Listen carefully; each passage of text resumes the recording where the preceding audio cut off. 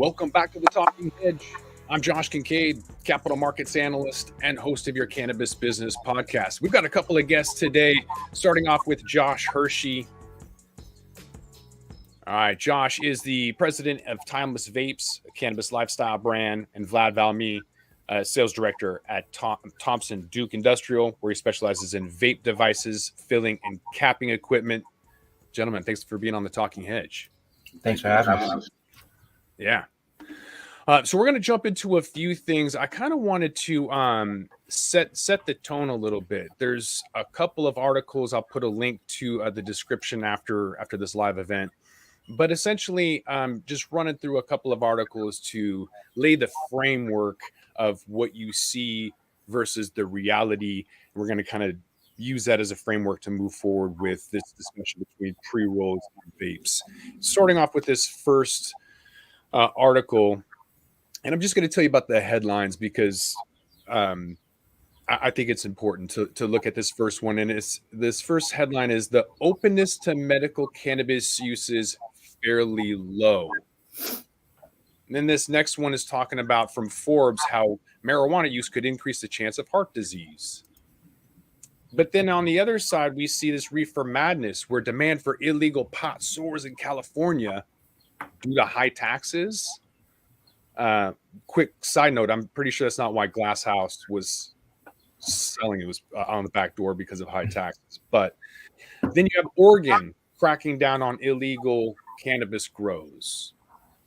You've got cannabis deliveries in New York on scooters and bikes and illegal bodegas and pizza trucks and ice cream trucks. You've got Mexico buying illegal stuff out of California. So as you hear about there's no demand for medical cannabis, why are we hearing that? So there's an article about how smoking loss is full in the United States.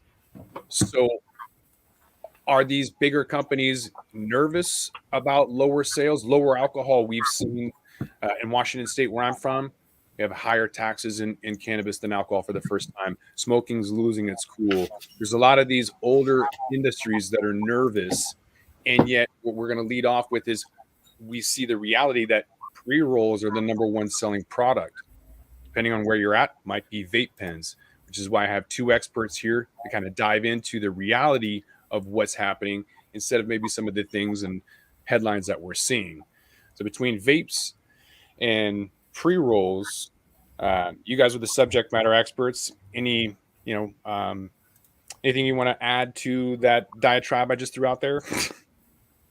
Sure, I'll jump in, and then if you want to go after Vlad, that's great. But awesome. Yeah, I mean, look, I think the amazing thing about cannabis is there's new articles every day, and even from some of the same sources, like you mentioned, Forbes. You see one thing saying, illegal cannabis sales are up and legal cannabis sales are down, and then somebody sent me an article this morning from Forbes saying, by 2027, legal cannabis is going to be a $45 billion industry. So I think everybody's got their ideas on what the market's going to look like and what it is today.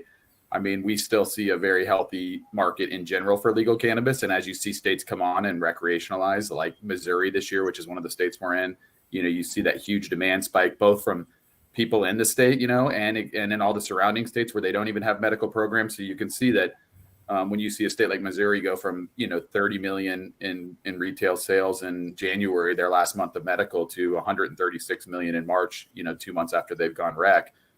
With some people saying 30 to 40% of that coming from out of state. Obviously, there's still a huge demand of people that want to, use medical or recreationally, non-black market cannabis, and specifically around vape and pre-rolls. Those are our two biggest categories. We started out 10 years ago here in Arizona as an original vape company, and this was really rudimentary vapes back then, like where we were, open blasting and put oil in e-cigarettes. But, nobody had really seen vape at that time. And now obviously over time through distillation and through people like Thompson Duke with the equipment they make, and through people like C-Cell and and you've seen the quality of the vape process and the vape itself improve so much. But, and then our other big product line is our pre-rolls we call Tumble. It's another huge category for us, an infused pre-roll. And we've seen that category take off here in Arizona and across the country, anywhere they're allowed, So there's still, I think, a huge amount of demand for both those categories. Obviously, there's a huge convenience factor for both of them.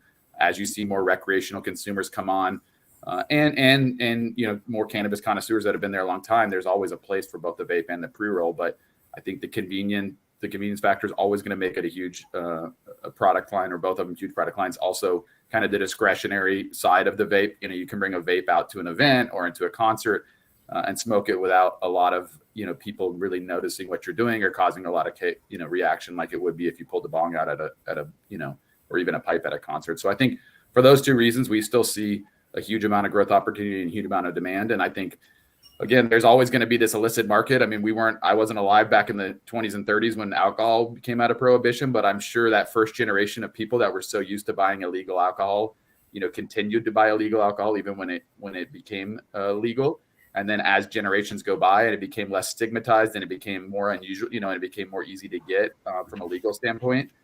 Now today to go buy illegal black market alcohol sounds crazy, but I'm sure back in the 20s and 30s it didn't. And I think cannabis is quickly going through that same cycle. Yeah, I don't think we're going to see people buying pre-rolls out of people's trunks in 5 years either, but it's going to sound just as crazy. Vlad, anything you want to add to that? Yeah, no, I just wanted to say on our end, we still see a healthy demand for our machines, which is a reflection that the market is still growing. It is a newer market, and we are going to be facing this kind of back and forth between the illicit market and the actual market. So it's one of those things where time can tell where this market's going to land, but it's just slowly and surely becoming more and more going towards the legal market, and I think that the growth is there. Mm-hmm. Vlad, back to you. Why do you think pre-rolls are the number one selling product in the cannabis industry? I would just say ease of use. It really breaks down to the end user wanting something that they can take out a package and use it right away. Flower is attractive to many people, but it does require getting tools to use. A pre-roll, you just need a lighter and you're ready to go. So I can't, besides a vape device, the pre-roll is probably one of the easiest forms of enjoying cannabis. Price and convenience, I would say, is the top two decision makers for anything. And that's probably why the two of you guys are on this podcast right now. Price and convenience are driving those decisions as we speak. So absolutely, yeah. As this guy said, it's super convenient. Trayvon makes a lot of comments on the show, making the obvious statement and comment that it's super convenient. Price is another thing. But back to you, Josh, about vapes. From your perspective, on the growth and evolution of the vape market, can you describe some of the trends that you're seeing? Sure. Yeah. I mean, I just want to point out, like, the really long pins that we used to have. We don't really have those anymore. We've got like really small, discrete ones now. To your point, I'm going to Seahawks golf tournament this weekend. I won't be bringing blunts with me. I'm going to be bringing vapes, even though blunts are my guilty pleasure. I've got to be a little bit more discreet at this tournament. Yeah, I think the vape is the most discretionary cannabis product or way you could smoke cannabis, available, other than maybe like a gummy where you consume it. But, for that smoking experience, I think vape is definitely most discretionary. I mean, we, as I mentioned, we've been in vapes for 10 years. We're celebrating our 10th year in cannabis this year. And we're really early in the vape game and have seen it, the evolution of it a ton. Like I said, from, both the quality of the oil and the distillate all the way through to the quality of the hardware. And of course, the machinery that we've gotten to produce it, has come, along a long way in a very quick period of time. I mean, we're kind of known for our cases, these little plastic cases that hold our carts. And so we still do kind of use a long pin, but it's discretionary inside the case. And we can have a lot of fun with the case by teaming up with different artists and collaborating and doing fun stuff with that. So we still think the medium itself, you can have a lot of fun with, but it's very practical. But yeah, I mean, we're seeing continued, growth in different forms of, extraction. Of course, we distillation, when we first started doing that, 7-8 years ago, was revolutionary. We still think the distillate vape pen it's still the dominant pen on the market. As you look out there and you look at people like BDS and you say, hey, what's the top selling vapes? Even though maybe a lot of the talk is around live resin, which I think there's still a great place for. And that really came a long way in the last couple of years. And now you're seeing stuff like solventless, which we're launching our own solventless pen later in the year. But at the end of the day, when you really look at the numbers, I think 60 to 70% of the vape sales still across the country and even in places that are very mature like California, are, distillate, because people like the convenience. People like, the taste. I mean, at the end of the day, the true connoisseurs really love the live resin and the solventless, but your average consumer likes the fruity flavors that you get with, the distillate pen. So I think there's a lot of evolution in, how the product is extracted and what the form of the product is. And solventless, like I said, which is starting to take the market today, is the most pure, kind of true to form of flowers you can get in a vape. But I think there's still a huge amount of users that want that good, better, best, and want those different, points and tiers that they can get across the full spectrum of vapes. Mm-hmm. Vlad, we're seeing some trends with the pre-rolls being infused. So it's whether you have keef in it, or oil and then keef on the outside, or there's now this new hash strip you can throw in there. Whatever it is, people tend to want to add more to their pre-roll. But I'm also wondering about some certain challenges that you might be seeing too. I went down to Vegas recently to visit Paxium, a pre-roll manufacturer. I had a pre-roll. I was smoking pre-rolls and they clogged. Big issue. Not their machine, but ones that I had bought on the strip. And then vape. I brought a vape too, and then the cart didn't work. So I was completely out. But luckily, I checked out a video, and there was some wire or something somewhere that I needed to fix. So there's always these little weird quirky things that need to be ironed out. But Vlad, from your perspective, what are some of the unique challenges and opportunities that you're seeing? Yeah, I mean, from our end, we're seeing that there's a huge demand for infused pre-rolls, to the point that we were able to develop a machine for pre-roll infusion to meet that demand, right? And create a machine that was specifically infuse a pre-roll in the right area, and so that it's not making oil go all over the pre-roll, kind of hitting this Goldilocks sweet zone where it's like right in the middle, and allowing the end user to put as much oil as they need in that section so it can saturate the flower and create a better product, better pre-roll. Mm-hmm. Josh, you are a parent company, multiple cannabis brands. How do you guys ensure the brand differentiation and maintain a strong market presence in an increasingly competitive industry? Yeah, I mean, look, that's our bread and butter. We're not vertically integrated. We make CPG branded products, and we have like our timeless vapes, and we have our tumble infused pre-rolls are our two top lines. But I mean, that's our focus, and we've stuck to that being our focus. So we invest heavily in really marketing the product and building that brand. And like we said, early on, is that, we're a lifestyle brand. We want consumers to feel like, our brand is something that they're drawn to and that they want to have, on them. And so that involves us making sure we're doing, being part of the culture and the community you're in, and doing the things that real lifestyle brands doing, and doing it authentically and consistently. And so, coming up out here in Arizona where we're based, we were very part of the local scene and the original cannabis scene, and we're very involved in a lot of the local, cultural stuff and community stuff out here. And as we've gone to new markets, we've taken that same playbook and really found, people that also grew up in those markets like Missouri or California or Oklahoma or Ohio, and given them the playbook and let them really bring it to life in a very local and authentic way, in each market we go to. And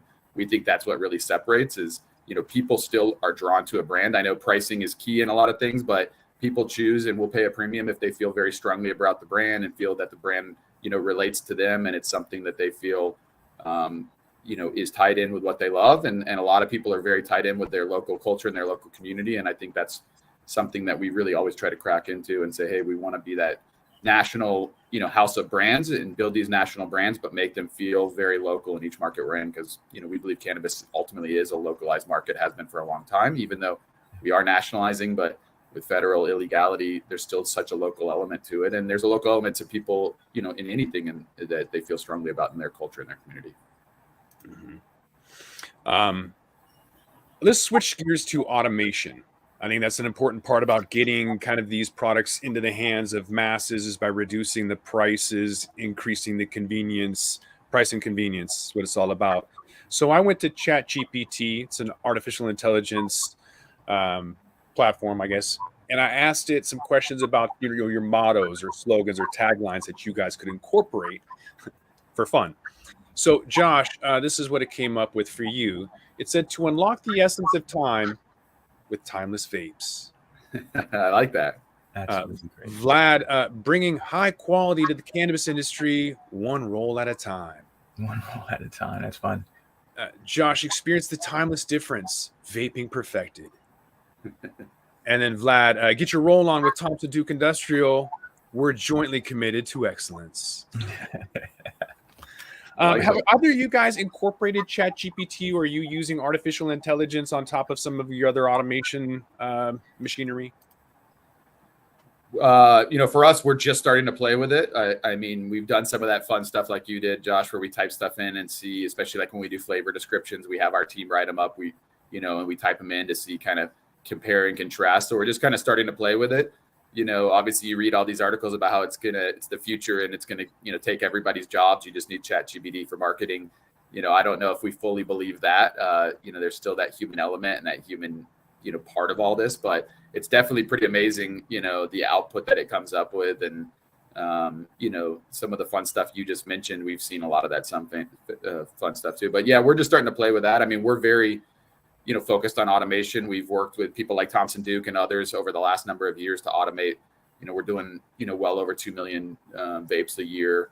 And so we've absolutely had to automate that side of the business to be able to keep up with that demand and come up with an automation that allows us to, rinse and repeat as we go to new markets. Because obviously the challenge in cannabis is you can't cross state lines. So you got to set up production in each state you go to. And so you've got to have a way and good partners that make good automated equipment, but but that is repeatable and easily fixable, and that you can place in each market and quickly get up and running. And, our infused pre-rolls have been kind of the second level of that. We start out with a non-infused pre-roll, and automating that was much easier than the infused side of it. The infused side obviously has some different challenges with stickiness and, the oil and some of the stuff that Vlad talked about that we've had to work through as we've kind of ramped that up. We're doing, again, I think over 200,000 pre-rolls a month right now here in AZ alone, infused. And so figuring out how you can automate those is the only way to really grow, because, we've kind of manhandled a lot of it too and had a lot of employees. And as I think everybody knows nowadays, getting employees, at least the last few years, and retaining employees has been harder than ever. So, automating has allowed us to A, create consistency amongst the product, and B, really be able to scale in both our core market like Arizona, but also as we expand into these new markets as well. Yeah, I'm seeing for hire signs at places I've never seen before, so it's kind of interesting. Vlad, how about you? Are you using ChatGPT or AI? And then maybe you can also discuss the role of automation and robotics in the cannabis industry and maybe some pros and cons. Yeah. So for us, we are not using AI. For our machinery, we actually use like classic control systems to rely on the accuracy of the machine. So we haven't found a way to incorporate AI into what we're doing, but we do see the value of it long term. AI is definitely data driven, so I can see it, analyzing market trends and just kind of going through the data that we do have from the industry and then populating some answers from there. But like Josh mentioned, automation is going to be how these companies are going to survive the industry. It is really hard to retain workers. So being able to have machinery that you can depend on to work and accurately do what they're supposed to do is going to be the way that a lot of these companies are going to survive. Even with the pre-roll automation, I've seen machines go into facilities where it used to be maybe 40 to 50 people rolling pre-rolls all day. Mm-hmm. And now machinery has come in to automate that whole process. And that allows the business to operate a little bit slimmer and last a lot longer and use resources in other ways to stay alive. So automation for sure is going to be the answer moving forward. Mm-hmm. Back to you, Vlad, with the emergence of new consumption methods in the cannabis market like vapes, infused pre-rolls, how do you adapt and innovate your equipment to accommodate the evolution or the evolving product formats? Yeah, I think one of the things before releasing our machine was coming up with a design that was going to be timeless, right? Something that was going to last with the different types of oils that come out in the market. So our machines is designed so that you can actually see the oil move through our machine. And I think that's a huge asset because it allows processors to understand their oil a lot better.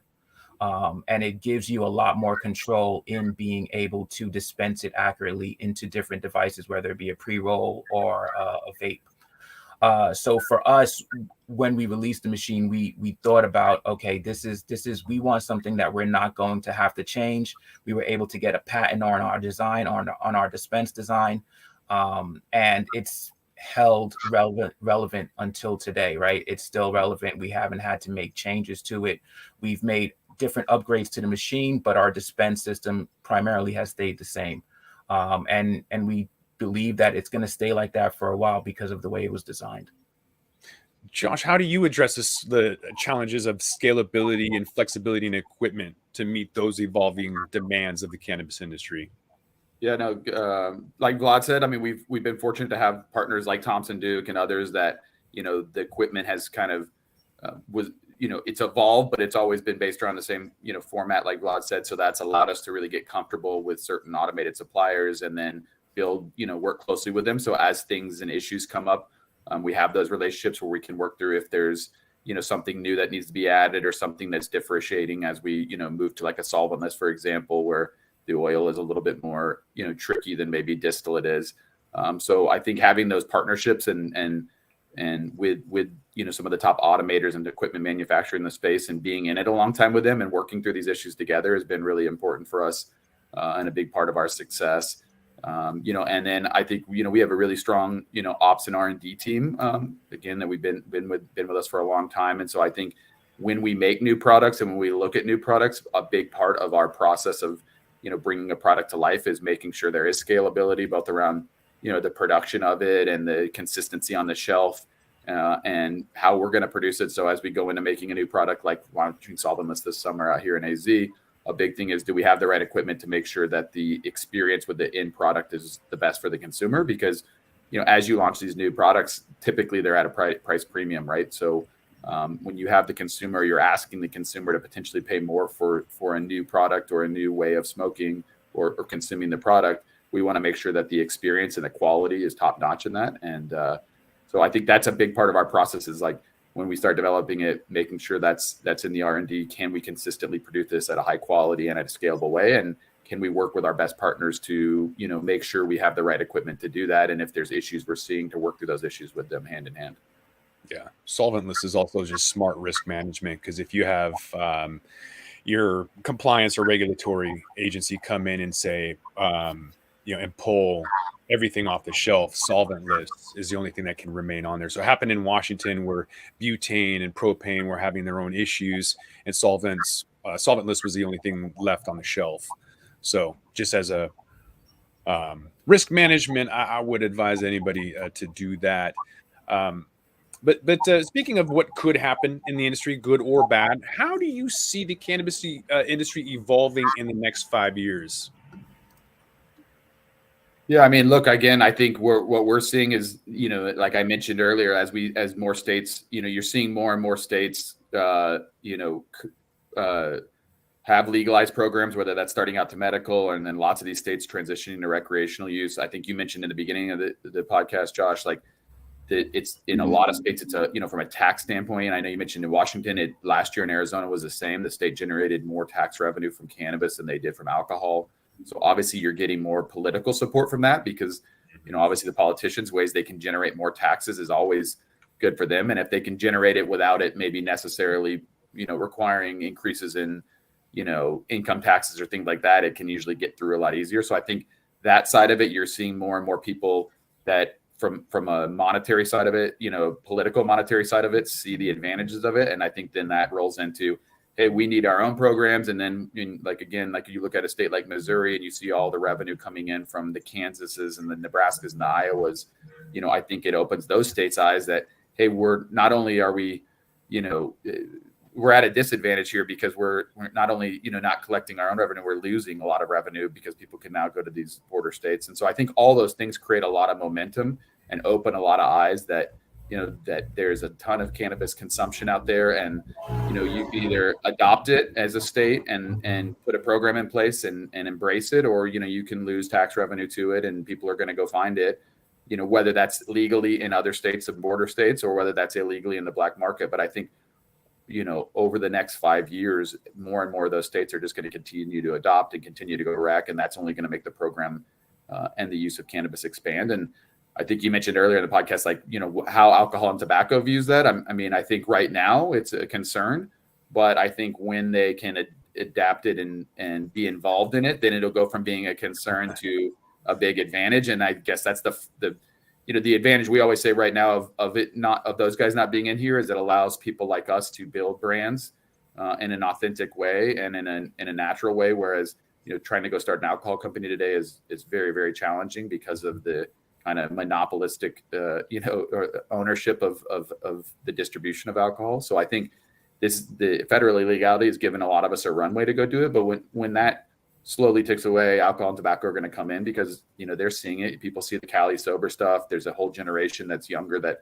you know, doesn't have any interest in drinking and would much rather smoke because of the health benefits, you know, of cannabis versus alcohol. And so, and of course, the health benefits of cannabis versus tobacco. So I think all those things are, you know, slowly going to erode. And again, you see a market that, you know, 10 years ago was, you know, almost legal nowhere. And now it's going to be 45 billion in legal sales and a lot of states still to come on the recreational and even the medical programs in general.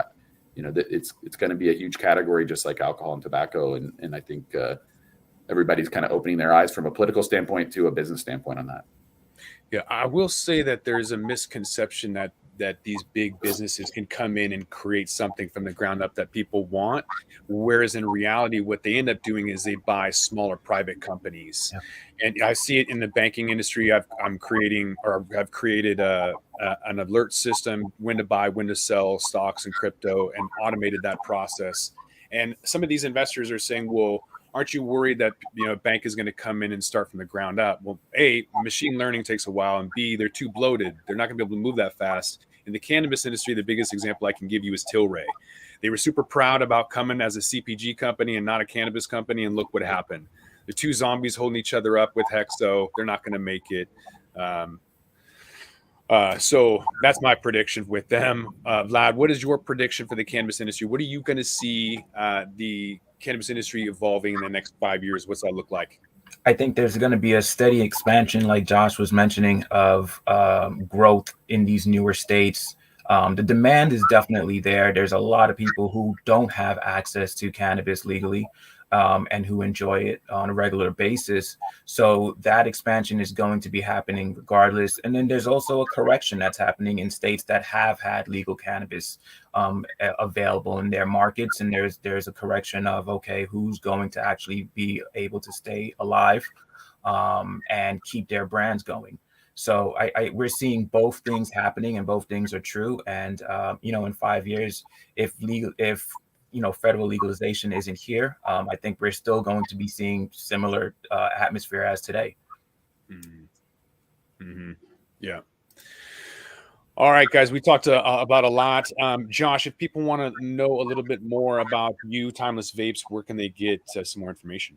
Yeah, I think our social or our marketing team does a great job on keeping our website up to date. You know, we use that for a lot of the fun stuff we do. Like I said, we're a lifestyle brand. We love to do collabs with artists and events and working with the community. And so we love to showcase all that stuff across our social digital channels. So on our website, on our Instagram, you know, on our LinkedIn, on various different social channels, we create a lot of content. We do a lot of fun stuff out there. So we want to make sure we're getting eyeballs to it. So I think if they visit our Timeless Vape site or they go to our alwaystimeless.co Instagram site, you know, we have got a lot of fun stuff on there. A lot of the stuff we do around the partnerships, a lot of stuff we do around our products and the quality of the products. So I think either of those areas, and we're always happy for people to reach out and want to learn more. So, you know, they can reach out to us directly. There's places on the site and on the Instagram to and our other social channels to hit us up and ask questions. And, you know, we'd love to answer anything we can. We love for people to see the brand and know the brand. And like I said, we've been around for 10 years, and that's because we feel like we really kind of connect well with that end consumer and connect in an authentic way with them and really make ourselves part of,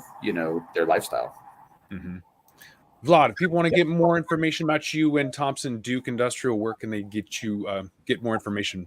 Yeah, they can go directly to our website, thompsonduke.com. You'll be able to find spec sheets and detailed information on our machinery. We've just released our big gym and little gym, and that's our joint infusion lines. So we have great information on pre-roll infusion there also. So yeah, check us out. You can contact us direct. Our email is there, and our phone number should be available on our website also. That's great. All right. I think with that, though, we're going to have to roll this one up. So I want to thank my guest, Josh Hershey, president of Timeless Vapes, and Vlad Valmy, sales director at Thompson Duke. Gentlemen, thanks again for being on the Talking Hedge. Thank you, Josh. Appreciate it. Yep, I'm Josh Kincaid. This is the Talking Hedge. Don't forget to like, share, and subscribe, or don't. And I'm out.